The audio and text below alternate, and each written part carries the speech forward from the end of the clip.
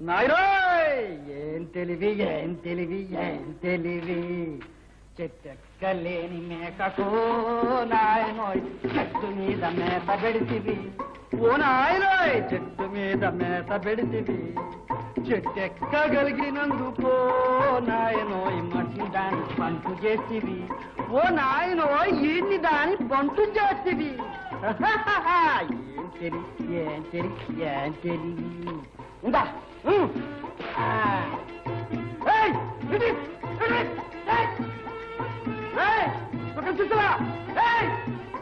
పడుతున్నారే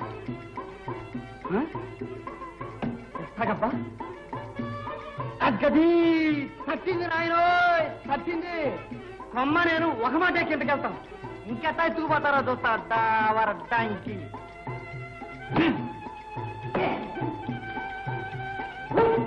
వాడేనండి వాడే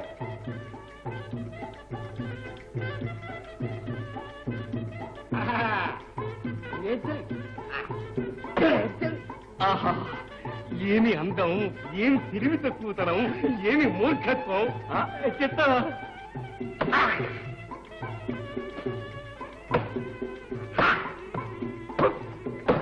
అప్పుడే సంతోషించకండి వాడు పడితే కాలు చెయ్యో విరిగి మనకు పనికి రాకుండా పోతాడు పడకుండా పట్టుకుందాం రాండి మనుషులు కిందకి రాకండి కొమ్మ కింద పడి చేస్తారు ఓరి నీ తెలివి కాదా కొమ్మ కొట్టకురా పడి వస్తావు అగ్గది అదే మా తెలివి నేను కొమ్మ మీద ఉండగా ముందు కొమ్మ కింద ఉంది అలాంటి చూసుకోమని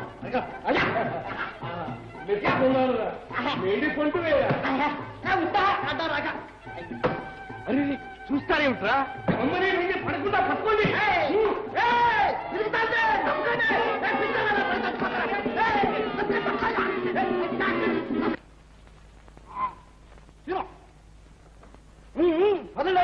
ఈ గొంగళి కూడా ఎందుకురా నీకు మంచి బట్టలు ఇప్పిస్తానులే ఓయ్ ఇది ఇడిచేది లేదు ఇదే కారక అలాగే నాయన పదా పదా రండి నేను చెప్తాను త్రిపీడ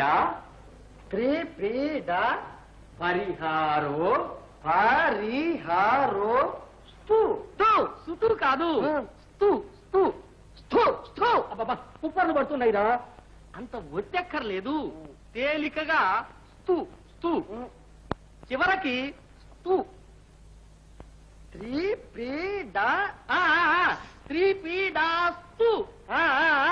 త్రిపీడాస్తు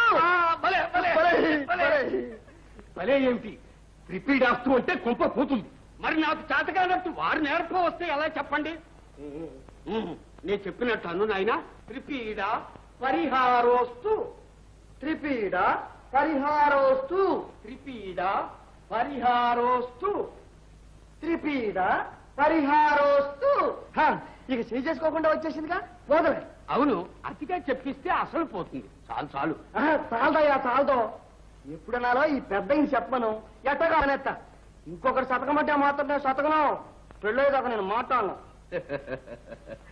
మాకు కావలసింది అదేనాయనా ఆ మాట కాస్త అనేసి నూరు మూసుకొని కూర్చో నీ పెళ్లి మేం చేస్తాం ఇదిగో చూడు అక్కడ ఎవరేమడిగినా నా వంక చూసి అలా సౌంటిసి నేనేదో చెప్పేస్తాను మరి నా పేరు అడిగితే నీ నోటితో నీ పేరు చెప్పరాదురా నాయన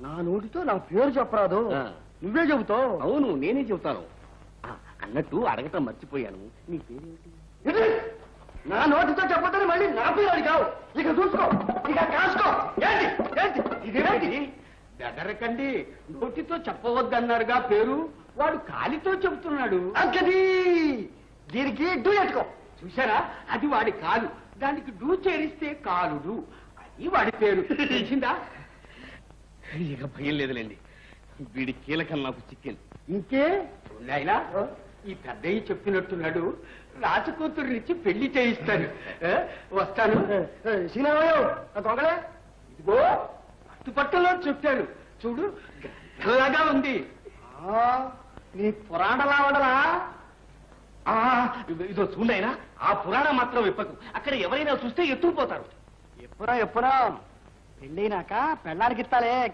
కానుక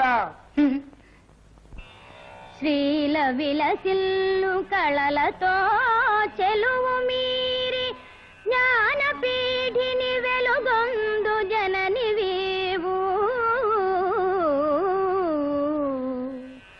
నిన్నె మనమున నిల్పి ధ్యానింతునెప్పుడు సకల శుభదాయినివి సరస్వతివి తల్లి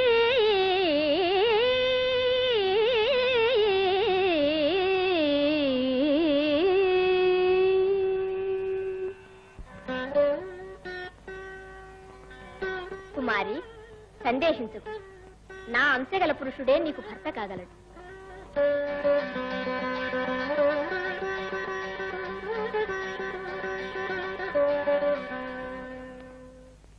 అయాచితంగా ఒకటి రెండు మాటలన్నా అవి పామర భాషలోనే అంటారు.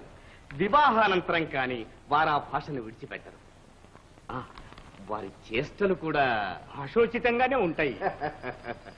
తర్వాత ప్రభు వారు పామర భాషల్ని కోమలం చేసిన ఉద్గ్రంథాన్ని భార్య చేతనే ఆవిష్కరింపచేయాలని వారి ప్రతిజ్ఞలు విడ్డూరంగా ఉన్నాయి ప్రభు. విడ్డూరమేమిటి మంత్రి? మహాపురుషుల లక్షణాలు అద్భుతంగానే ఉంటాయి. వారి ప్రతిజ్ఞలు వింటుంటే ముగ్ధుడైన వారికి ఘనంగా స్వాగతం ఏర్పాటు చేయండి. చెప్తాం. స్వస్తి సమస్త కాశీ పండిత ఆశీర్వాద సంపన్న సకల విద్యా విశారద కుంభావ సరస్వతీ బిరుద విజయ ప్రశస్తి స్వస్తి విజయీ భవ విజయీ భవ విజయీ భవ. స్త్రీ కాదు ఏమిటో అంటున్నావు? నా స్వస్తి వచనంలో లోపం రాలేదు కదా? లేదు, వారికి మీ పొగడ్తలు గిట్టవు. తమరు తనంత పండితులేనని వారి భావం. అది వారి సౌజన్యం.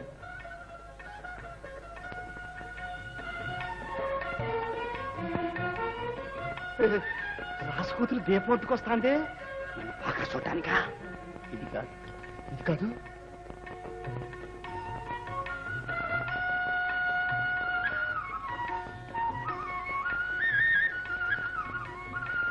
ఇది కాదు.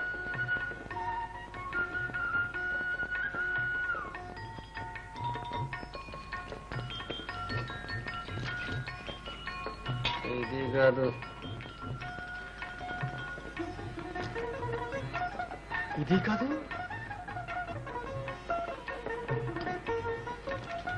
ఇది కాదు. ఏమిటి వారి భావం? ఇది కాదు ఇది కాదు అంటున్నారు. నేను గ్రహించాను ప్రభు. సంస్కృత భాషలో నేతి నేతి అని మన వేదాంతులు చెప్పే భావాన్నే పామర భాషలో ఇది కాదని శ్రీవారు సెలవిస్తున్నారు. చిత్తం. శ్రీవారి మాటల్లో చేతల్లో ఇలాగే ఎవరికి తోచిన సదర్థం వారు వెల్లడి చేయాలని సభ్యులకు నా మనవి. మన విద్వాంసుల పాండిత్యం కూడా శ్రీవారికి తెలుస్తుంది. మా పాండిత్యం ఎంతలండి? శ్రీవారి మహాగ్రంథాన్ని ఎప్పుడు చూస్తామా అని ఉంది. ఇదా ఇది నా గొంగళే. ఈ చమత్కారం ఏమిటి మంత్రి? ఆ గ్రంథాన్ని గొంగళి అంటున్నారు. మనవి చేస్తాను. ఏదో సౌజ్ఞ చెయ్యి. చిక్కేంటి? ఓహోహోహో, వింత భావం వింత భావం. చిత్తగించారు. విలువలేని వెంట్రుకలతో వెలలేని కంబళి తయారైనట్టు పనికి మాలిన పామర భాషల సారంతో తయారైంది కదండి ఈ ఉద్గ్రంథం. అక్కది అందుకని అలా చమత్కరించారు. బాగుంది గొంగళి ఉపమానం. చూసారా అమ్మా శ్రీవారి ప్రతిభ? ఒక్క చలోక్తితో అందరినీ చెకితిల్లు చేస్తున్నారు. మీరు చాలా జాగ్రత్త పడాలమ్మో. ఉండవే, వారి మాటలు కాస్త విననిస్తావా? సారా ఉడతా. ఇది నీ గొంగళా? ఇది మా రాజకుమారి గారు బొమ్మలతో వేసిన రామాయణం. మీరు చూడాలనే. అయితే రాసుకూతురు వేసింది బొమ్మలు. చూసి తలగిరే చాలు.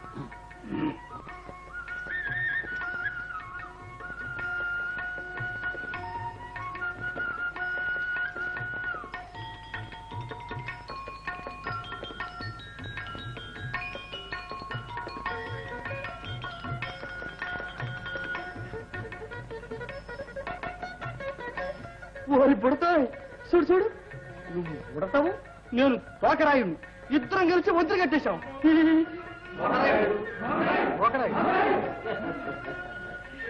మరి పామరులు హనుమంతుల వారిని ఓకరాయుడు అంటారులేండి. చూసారా అమ్మా, వారధి కట్టడంలో ఊడతను హనుమంతుల వారిని చేర్చి మీరు చిత్రించడం, వారలా మెచ్చుకోవడం కవి హృదయం కనిపెట్టారన్నమాటేగా అమ్మా. అబ్బా, అక్షరం భాయే కాని వా కాదని వీరి మతం. ఇంకా మెచ్చుకుంటే మెడ బెణుకుద్ది. ఇది వీళ్ళకి తెలవదులే, చెప్తాగా ఇప్పుడు కాదు. శ్రీవారిని సత్కరిస్తుంది. రామ,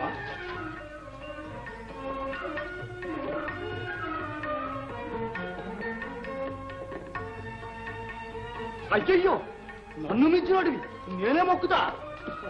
లేనాయన. అమ్మాయి త్రిపీడ ఆశీర్వాదంలో కూడా చమత్కారమా? ఏమిటి మంత్రి? మనవి చేస్తాను. అమ్మాయి గారు సరస్వతి సమానురాలని ముచ్చటగా ఈ చమత్కార బాణం విసిరినట్టున్నారు. మీరు అర్థం సెలవివ్వండి అమ్మా, వారు సంతోషిస్తారు. మీరే చెప్పాలి. ఈ చమత్కారాన్ని కూడా శ్లోకబద్ధం చేశారు మహానుభావులు. చిత్తగించారా? ఆసనే పుత్రపీడాచ బంధుపీడాచ భోజనే శయనే భర్తృపీడాచ త్రిపీడాస్తు దినే దినే.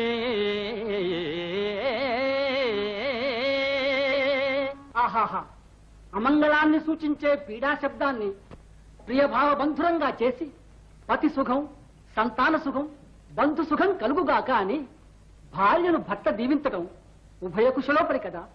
దివ్యమైన ఆశీర్వాదం. ఇంతటి చతుర కవిత ధురిణులతో బాంధవ్యం నాకు పరమానందంగా ఉంది. అమ్మాయికి సకల విద్యలు నేర్పించాను. తమ వంటి యోగ్యవరుడు లభించాడు. ఈ ముచ్చటను చూచి సంతోషించటానికి తల్లే లేదు. తల్లి లేకుంటే ఎగ్గనా? 1, 2, 3 ముగ్గురుండారు. లగ్గో లగ్గు. లోకమాతలు రక్షిస్తారంటున్నారు.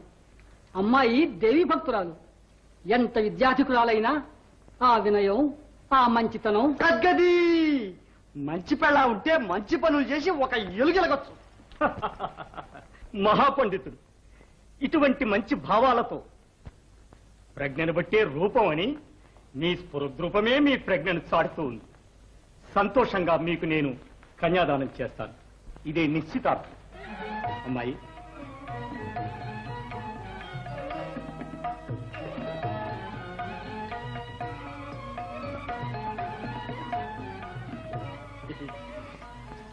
ఎందుకైనా మంచిది, నీవే నన్ను గుర్తుంచుకో.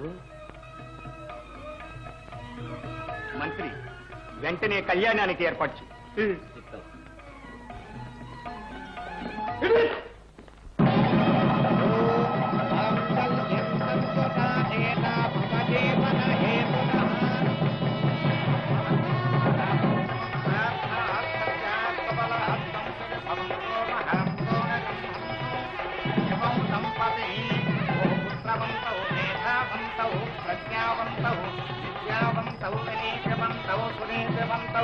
సకల సౌభాగ్యవంతౌ బహుళ భోగ్యవంతౌ చ భూజా స్థాపిత భవంతో మహాంతో న గృహంతో ధాన్యం ధనం పశుం బహుపుత్రలాభం వత్సరం శతం దీర్ఘపాయు.